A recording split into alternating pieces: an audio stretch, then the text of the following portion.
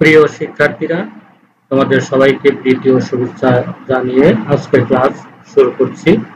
আজকে তোমাদের সাথে আমি আলোচনা করব বেগের সামন্ত্রিক সূত্র এবং এই বেগের সামন্ত্রিক সূত্রের সাহায্যে কিভাবে দুটি বেগের লব্ধির মান ও দিক নির্ণয় করা যায় তা দেখানোর চেষ্টা করব। তো চলো আমরা শুরু করি। বেগের সামন্ত্রিক সূত্র: যদি একটি কণার উপর একই সময়ে ক্রিয়ারত দুটি বেগকে একটি সামন্ত্রিকের দুটি সন্নিহিত বাহু দ্বারা মানের দিকে সূচিত হয়, তবে এদের লব্ধির মান ও দিক ওই সামন্ত্রিকের সন্নিহিত বাহুদ্বয়ের ছেদবিন্দুগামী কর্ণ দ্বারা সূচিত হবে। তো একটু ব্যাখ্যা করে বোঝানোর চেষ্টা করি আমরা। তো মনে করলাম যে অবিন্দুতে কোন বস্তুকণার অবিন্দুতে একই সময়ে ক্রিয়াশীল দুটি বেগ ইউ ও ভি কে ও এ এবং ও বি দ্বারা সূচিত করা হলো। তো ও এ সি বি সামন্ত্রিক সম্পূর্ণ হলো। তাহলে এই যে ওসি কর্ণ, এই ওসি কর্ণ দ্বারা এই ইউ এবং ভি বেগের মান ও দিক সূচিত হবে। তো মোটামুটি আমরা বেগের সামন্ত্রিক সূত্র সম্পর্কে জানতে পারলাম। এবারে আমরা এক বিন্দুগামী দুটি বেগের লব্ধির মান ও দিক নির্ণয় করব। আমরা মনে করলাম যে ও এ সি বি এই সামন্ত্রিকের ও বিন্দুতে অবস্থিত একটি কণার উপর একই সময়ে ক্রিয়াশীল দুটি বেগ ইউ এবং ভি কে আমরা কি করলাম, ও এ এবং ও বি দ্বারা মান ও দিকে সূচিত করলাম। তাহলে বেগের সামন্ত্রিক সূত্র অনুযায়ী কি হবে, এই এস ও সি কর্ণ দ্বারা এদের লব্ধি এর মান ও দিক সূচিত হবে। আমরা মনে করলাম কোণ এ ও বি ইকুয়াল টু আলফা, অর্থাৎ বেগদ্বয়ের মধ্যবর্তী কোণ আলফা, এবং ওসি রেখা ও এর সাথে থিটা কোণ তৈরি করে।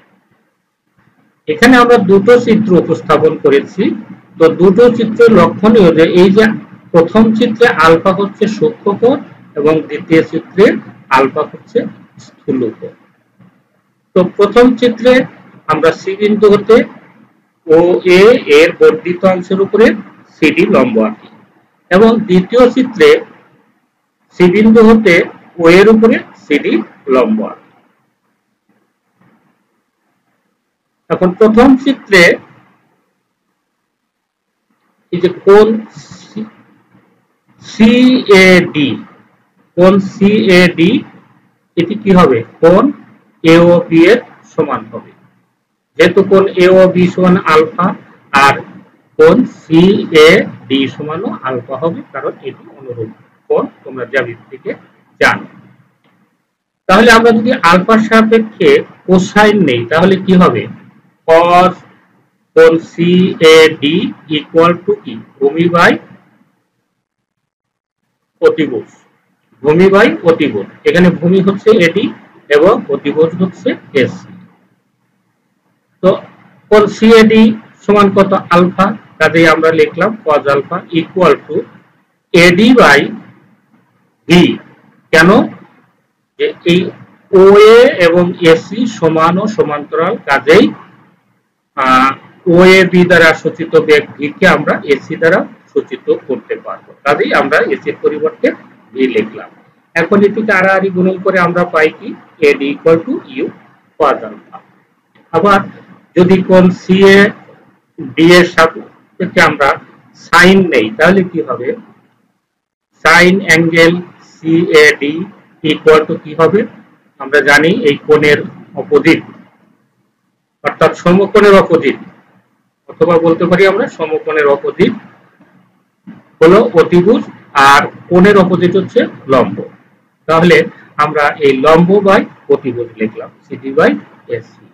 তো সিএডি এর পরিবর্তে আমরা লিখতে পারি কোণ সিএডি এর পরিবর্তে আমরা লিখতে পারি sin alpha equal to CD by V, কারণ পূর্বে আমরা আলোচনা করছি যে এসি ইকুয়াল টু কি হবে ভি। তাহলে আর গুণন করে আমরা পাই CD equal to V sin alpha. সুতরাং আমরা দেখলাম যে ওডি ইকুয়াল টু কি হচ্ছে, OD equal to OA plus AD, OA সমান তো ইউ, ইউ আর এডি সমান হচ্ছে কত ভি কজ আলফা, তাহলে U plus V cos alpha.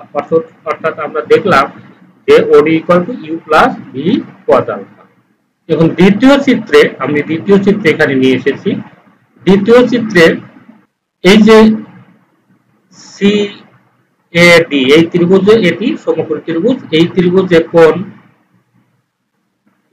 CAD, কোণ সিএডি এটি সমান কত হবে, যেহেতু এই কোণ আর এই কোণ সমান, কারণ এটা অনুরূপ কোণ বলে।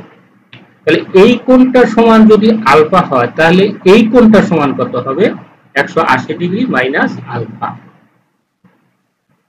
কারণ এই যে এই কোণটা তো আমাদের সরল কোণ, যদি এটা আলফা হলে এটা হবে 180 ডিগ্রি মাইনাস আলফা। এই জন্য আমরা দ্বিতীয় চিত্রে লিখছি যে কোণ CAD equal to 180 degree minus alpha. এখন যদি আমরা কোসাইন নেই তাহলে কি হবে, cos কোণ সিএডি ইকুয়াল টু ভূমি বাই অতিভুজ, এখানে ভূমি হচ্ছে এডি আর অতিভুজ হচ্ছে এসি, এই জন্য এডি বাই এসি।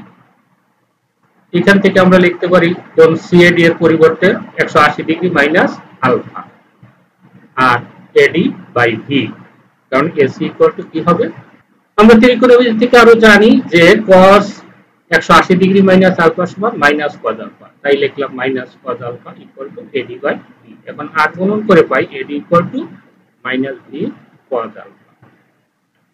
আবার যদি কোণ এই সিএডি এর সাপেক্ষে যদি আমরা সাইন নেই তাহলে কি হবে, সাইন কোণ সিএডি ইকুয়াল টু লম্ব বাই অতিভুজ সিডি বাই এসি। এখন এখান থেকে আমরা পাই কোণ সিএডি এর পরিবর্তে 180 ডিগ্রি মাইনাস আলফা বসালাম, সিডি বাই এসি পরিবর্তে ভি বসালাম।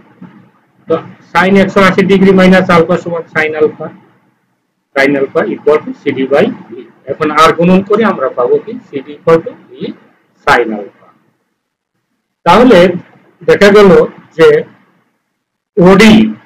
OD equal to কি OA minus AD, তাই লেখা হচ্ছে OD equal to OA minus AD। এখন OA তো আমরা জানি যে OA কে আমরা U দ্বারা ইন্ডিকেট করছি, তাই O এর পরিবর্তে U আর AD এর পরিবর্তে মাইনাস ভি cos আলফা। সুতরাং OD ইকুয়াল টু কি হলো U প্লাস মাইনাস হইতেছে প্লাস ভি cos আলফা।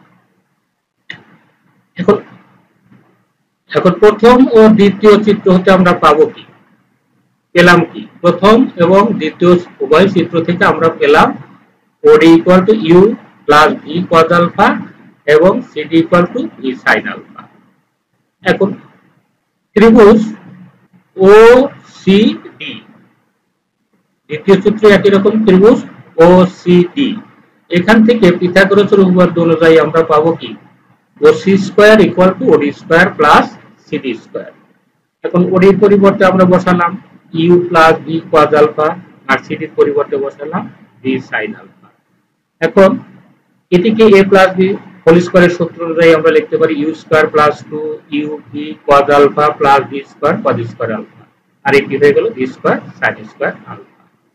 এরপরে আমরা এই দুটো থেকে V স্কয়ার কমন নিলে এটা সমান কি আসবে 1, অর্থাৎ cos square alpha plus sin square alpha সমান 1। এইজন্য আমরা লিখতে পারি U square plus V square plus 2UV cos alpha. অতএব W ইকুয়াল টু কি হবে, W equal to square root of U square plus V square plus 2UV cos alpha. এটি বেগদ্বয়ের লব্ধি নির্দেশ করছে। এখন এই যে লব্ধি ইউ বেগের সাথে থিটা কোণ তৈরি করছে, তাহলে এই থিটা কোণ সমান কত হবে, সেটাই হলো আমাদের টি। তো সেটি আমরা লিখতে পারি যে tan থিটা ইকুয়াল টু কি হবে, tan থিটা ইকুয়াল টু কি লম্ব বাই ভূমি, লম্ব বাই ভূমি, লম্ব হচ্ছে সিডি, ভূমি হচ্ছে ওডি, আমি তাই লিখলাম সিডি বাই ওডি। এখন সিডির পরিবর্তে আমরা লিখছি ভি সাইন আলফা এবং ওডির পরিবর্তে লিখলাম Q plus V cos alpha.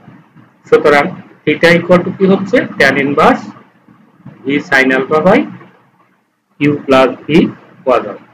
এটি বেগদ্বয়ের লব্ধির দিক নির্দেশ করছে। আশা করি সবাই বুঝতে পারছে। সবাইকে আবারও ধন্যবাদ।